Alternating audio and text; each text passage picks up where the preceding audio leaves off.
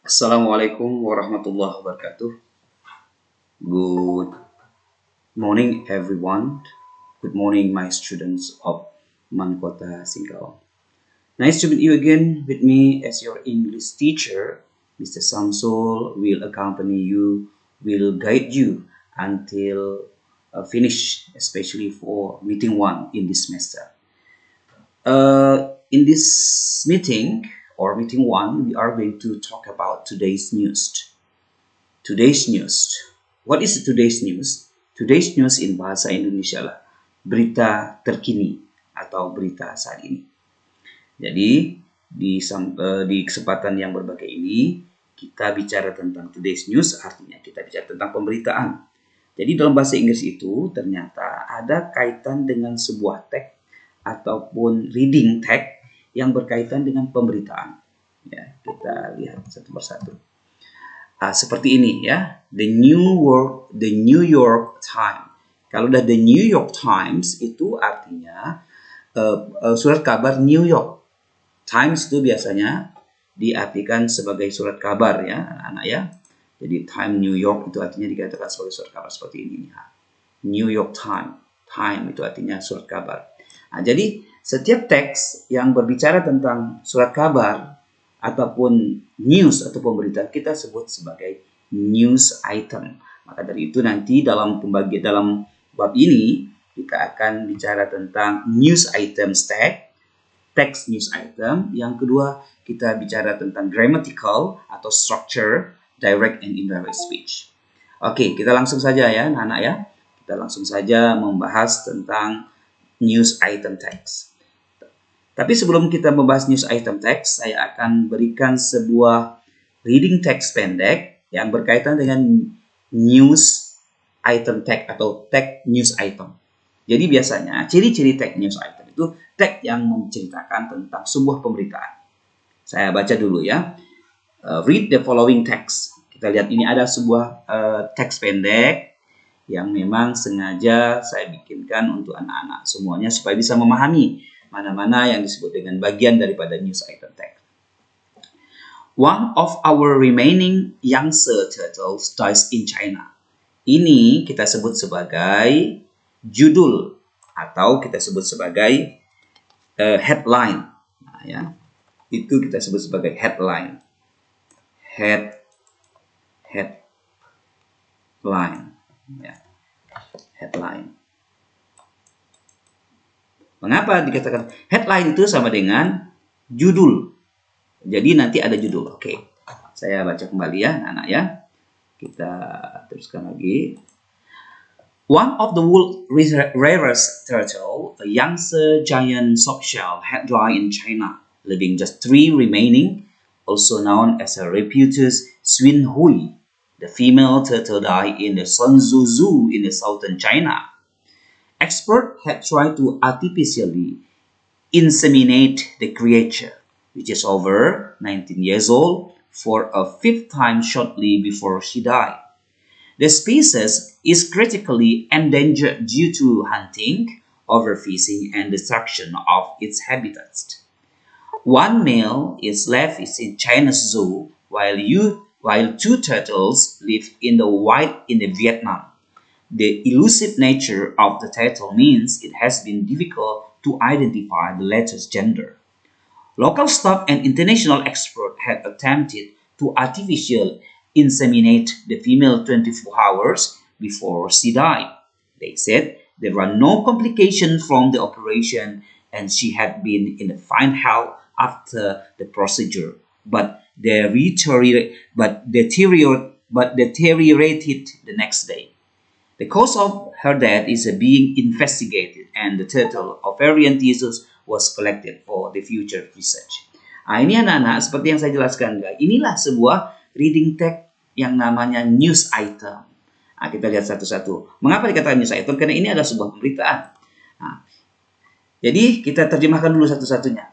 Di mana bagian-bagian mana nanti ini adalah sebuah teks. Tapi yang jelasnya kalau kita ini ceritanya adalah tentang bagaimana judulnya ini kan one of our remaining youngster turtle dies in China. Salah satu dari 4 kura-kura yang masih tertinggal itu ternyata mati di Cina. Ini namanya headline atau judul. Kita lihat. Salah satu dari one of the world rarest artinya langka. Salah satu kura-kura terlangka di dunia yaitu Yangtze giant softshell, yaitu kura-kura Yangtze yang giant. Giant itu artinya yang besar, raksasa, dengan bercangkang lunak. Soft shell, soft artinya lembut, lunak, sel cangkang. Itu telah mati di Cina, meninggalkan 3 sisa yang kita kenal sebagai Rapetus swinhoe, yaitu kura-kura betina yang mati di kebun binatang Sozu di Cina Selatan. Para ahli telah mencoba untuk mengawinkan, mengawinkan makhluk itu, yaitu yang kira-kira 990 tahun tuanya, dikarenakan mengawinkan selama 5 kali sebelum dia mati. Spesies itu secara kritis ataupun dengan kritis, spesies itu dengan kritis itu dalam keadaan bahaya dikarenakan sering diburu, sering dipancing ataupun dipancing yang berlebihan, dan oleh kerusakan habitat itu sendiri, destruction itu arti kerusakan. Itu. Salah satu seekor kura-kura jantan itu telah berada di kebun binatang Cina, sementara yang duanya itu masih berada di hutan liar di Vietnam. Wild itu di hutan liar di Vietnam.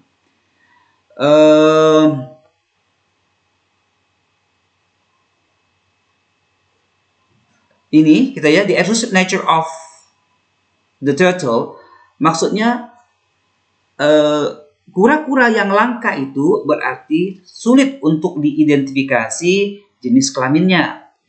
Para ahli staf lokal dan ahli internasional itu telah mencoba untuk mengawinkan, yaitu kura-kura betina dalam waktu 24 jam sebelum dia mati. Mereka mengatakan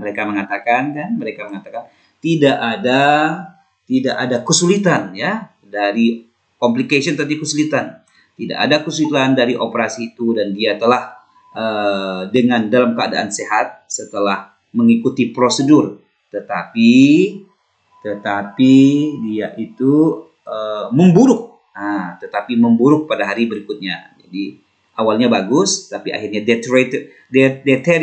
deteriorated tadi, memburuk pada hari berikutnya. Penyebab daripada kematian itu sedang diinvestigasi, dan jaringan oparium daripada kura-kura itu dikumpulkan untuk penelitian di masa yang akan datang. Oke, ini adalah sebuah tag yang sangat sederhana tentang sebuah news item. Ya, news item. Kita lihat bagiannya. Kita jawab dulu pertanyaannya. What is the purpose of the tag? Apa tujuan daripada tag itu?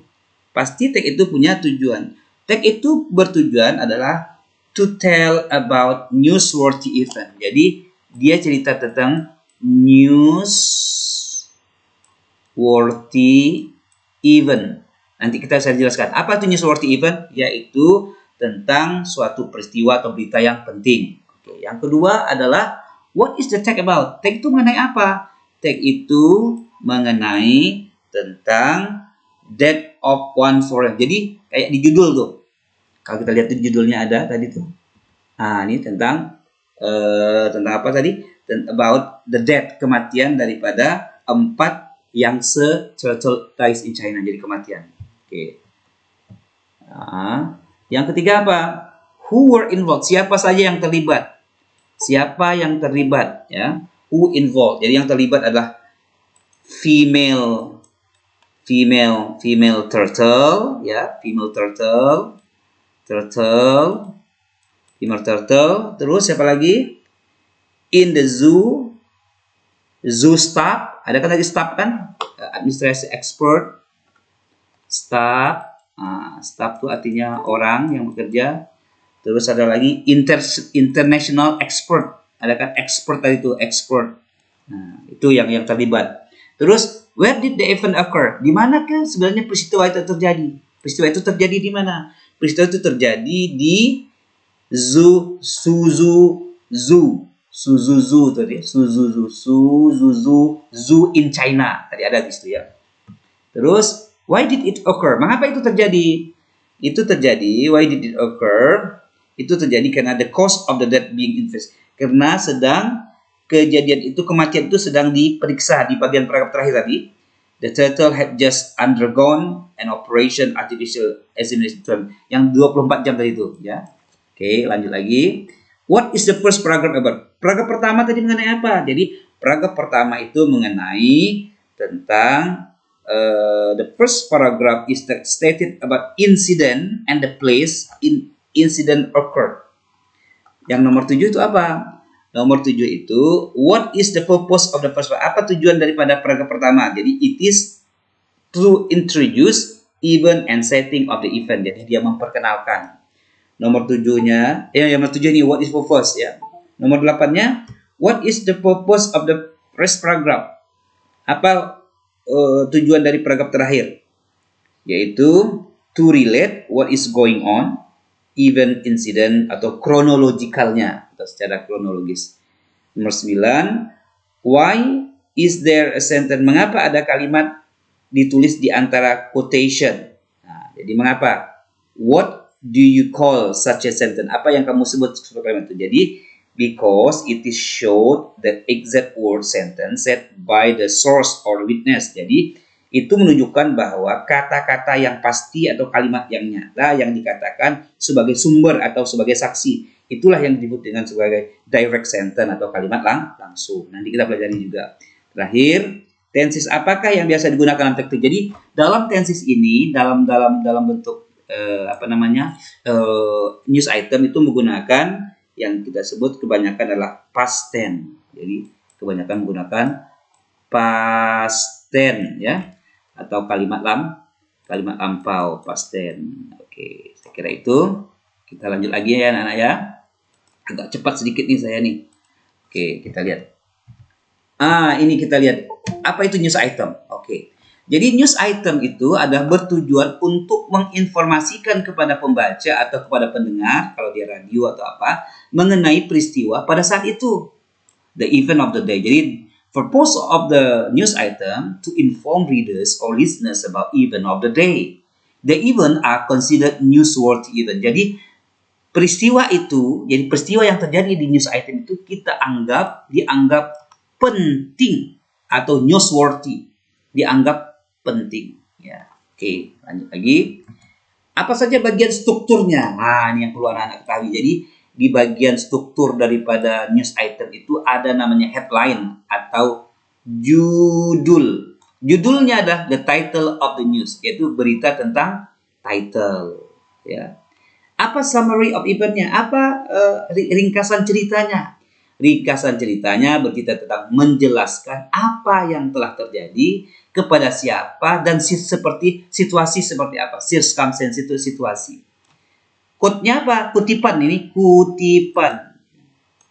Kutipannya anak-anak ya. Kutipannya yaitu dengan menggunakan kata-kata yang dikatakan oleh saksi dalam berita itu. Oke, saya kira jelas itu. Jadi 3 unsur saja ini, headline, summary of event dengan quotes ya. Jadi strukturnya. Lanjut lagi. Kita pelajari berikut ini. Oke. Jadi, karena headline itu adalah judul, maka ya anak-anak ya, maka judulnya adalah headline-nya udah jelas. Tadi kita ketahuan. One of remaining youngster turtle dies in China. Oke. Kepada siapa sebenarnya dia ditujukan? Kepada who, itu kepada youngster giant shockwhale, yaitu seekor kura-kura giant yang besar, yaitu yang merupakan kura-kura terlangka di dunia. Apa sebenarnya itu giant? Yaitu seekor giant youngster dengan bercangkang lembut itu mati di Cina.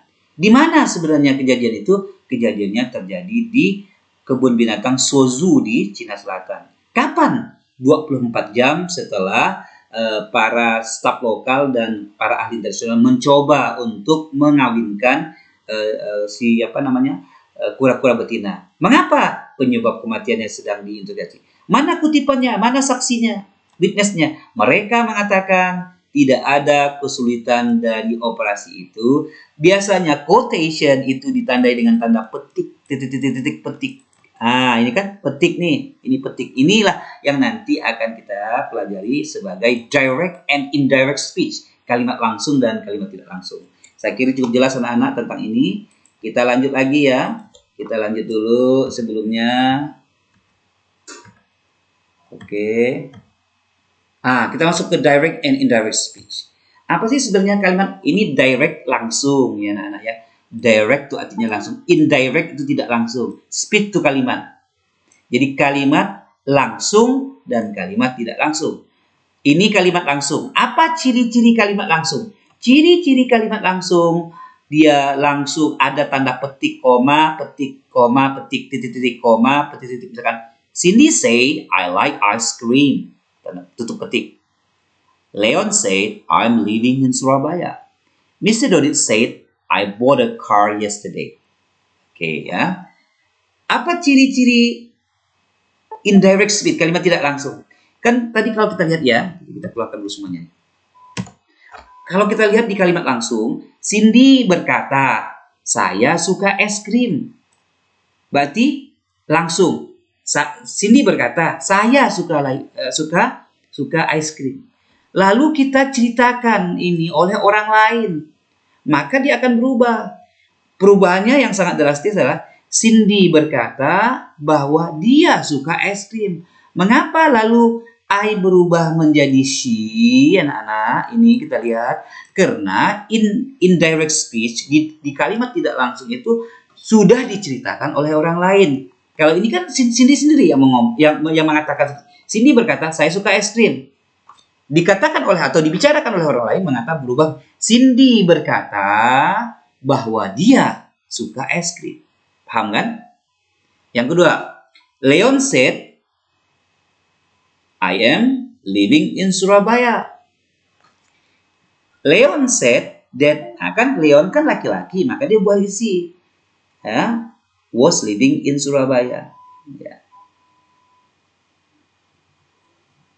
Terus, Mr. Dodit said, I bought a car yesterday.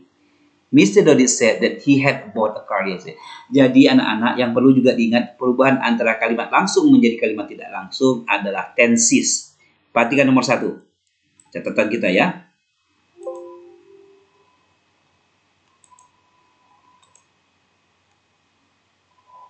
Oke, kita lanjutkan lagi.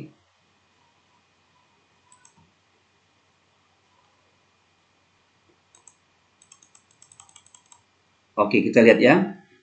Perubahan subjek di kalimat langsung itu berdasarkan pembicara. Seperti Cindy menjadi she. Udah jelas ya? Cindy menjadi she. Oke, yang kedua. Jika laporan kata kerja itu dalam bentuk present tense, say, tell, state, remark, explain, jangan mengubah tenses itu ke dalam kalimat tidak langsung. Jangan diubah. Like kan sama kan. Jika reporting verbnya dalam bentuk kalau dia dalam bentuk past tense, sorry. Kalau dia dalam bentuk past tense, anak-anak. Kalau dia dalam bentuk past tense, kita lihat dulu ya, kita perhatikan dulu. Kalau dia dalam bentuk past tense, ini kan past tense nih, biasanya mengubah tenses di dalam kalimat tidak langsungnya. Perubahan kata kerja yesterday atau the day before. Oke, jadi kita lihat ini. Kalau di simple present tense tak masalah. Cindy say I like ice cream. Cindy say that she like, sama kan masih like, cuman ini kan simple present tense. Kalau she wajib tambah s, ini kan I like. Cuman kalau dia berubah nih dari present I am berubah jadi I was. He was kan ya. Ngapa? Karena dalam bentuk lampau. I bought a car berubah menjadi past perfect. Had bought a car. Yang tadinya yesterday berubah menjadi the day before.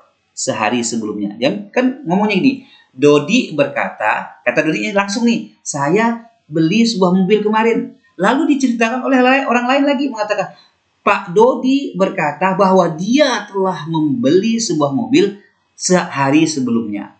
Inilah perubahannya. Jadi perubahan antara direct indirect speech itu selain dari tensesnya yang kita perhatikan anak-anak, yang tak kalah penting juga perubahan atau adverb of time-nya. Kalau dia yesterday menjadi the day before. Saya kira demikian anak-anak untuk hari ini dan mudah-mudahan ini sangat bisa dipahami ya untuk kita semua. Yang jelasnya pasti banyaklah kekurangan-kekurangan kita, pasti banyaklah hal-hal yang mungkin belum bisa kita pahami dengan pasti. Tapi saya cukup bangga hati dan mudah-mudahan ini bisa dipahami. Terima kasih. Assalamualaikum warahmatullahi wabarakatuh.